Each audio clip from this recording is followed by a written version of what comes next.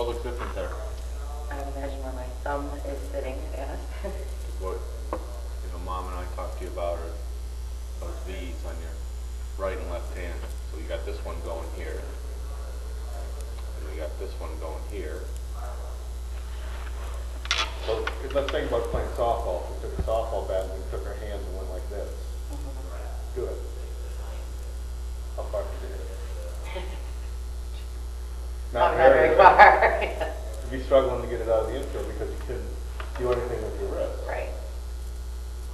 So when your ball goes to the right, your face is open. What controls the face is how your hands are positioned on the grip. Okay. So as we go up, let me put that one more time.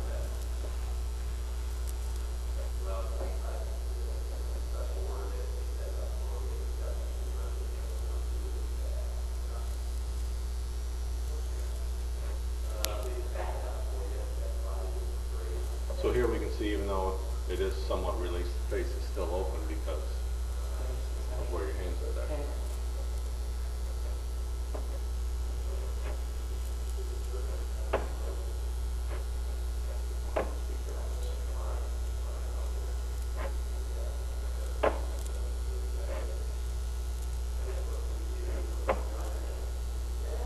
So setup-wise here on the left looks pretty good. I'd like to see it tilted a little bit more.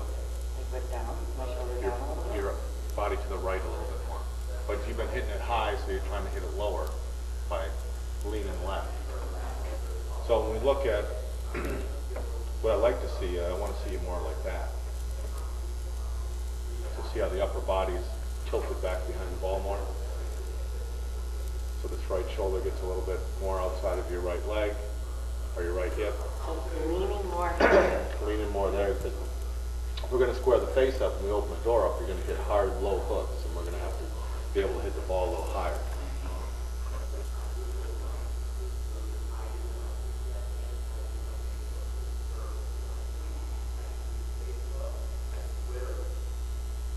So let's think if we were going to throw a ball, would your body slide to the right like that, or would your upper body turn back more?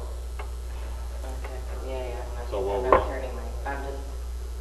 So what we want to see is the difference in the spine angle with Janice Moody versus where your spine is. Okay. So if we draw a line up from the ball, we're going to see that Lisa doesn't move her head. That one we're supposed to be across. And then we look at Janice Moody. So she moves her head to the right. Now she's pretty extreme. I showed her this model because, but this is where power lies. How much you move from here to where you are there. So this angle right here is where you create power. So again, this player again looks like a softball hitter. Body's back, weight's back. This one here, not so much. Leaning to the left. And because your face is open and you know it, as we see that you're throwing the club early, not very much lag. So as we go down through here, even though the impact position looks pretty good, downward strikes, everything that we want to see, Lisa's moving forward, but we're not seeing the same amount of lag that's generated here. This 7-iron goes 150, this 7-iron goes 100. And again, when your hands are like this, it makes it very hard for your wrist to set.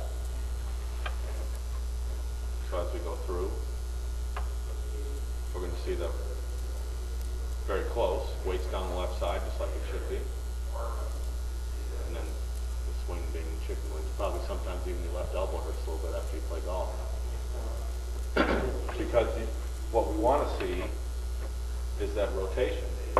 But again, we can't do that because of how our hands are on the grip. So you can see that her glove hands on underneath the club and your glove hands on top. So there's no release, there's no speed. But we have to have our grip change to make that happen. Okay.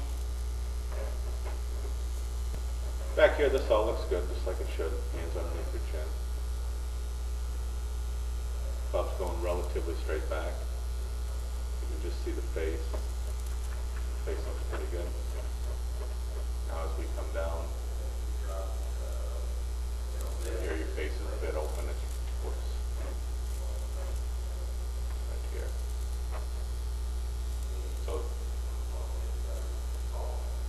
cause you to swing slightly to the left, which is going to invoke that slight spin.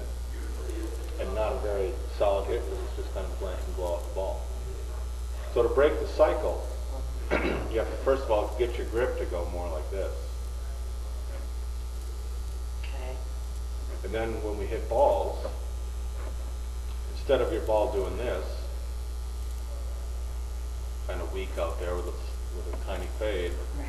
our ball's going to go like this when we open the door up. We want it to go left? No, but when it starts to go left, then we'll start to see more lag coming down. I don't usually hardly ever left. It's always to the right. Right. All right. Yeah. So what feels different there? I think for whatever reason, when I Lag? put a ball in front of it and Release. I take a full swing, I do not get that motion. I'm a disaster.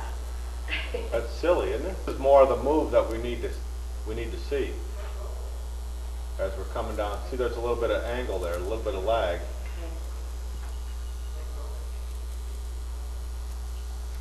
You can actually see the shaft bend in there, that's good. And that's pretty good release. And that glove hand is not there. Look Right. at that. You got it. But we didn't hit the ball there, that was just a rehearsal. Okay.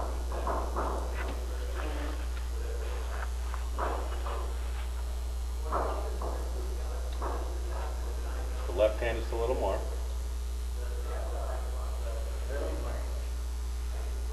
Here. Okay. All right.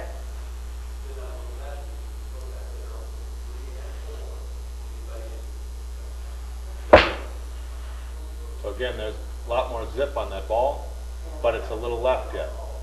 And that's where it's going to go until you start to lag more. Because you still think it's going to go to the right. Okay, so when you're saying lag in order, So come on over here. okay. We'll put this on the video so you have All it. right. Is there we changed the face because we moved the grip. We moved a little bit more to the right. Still a little wishy-washy with your lower.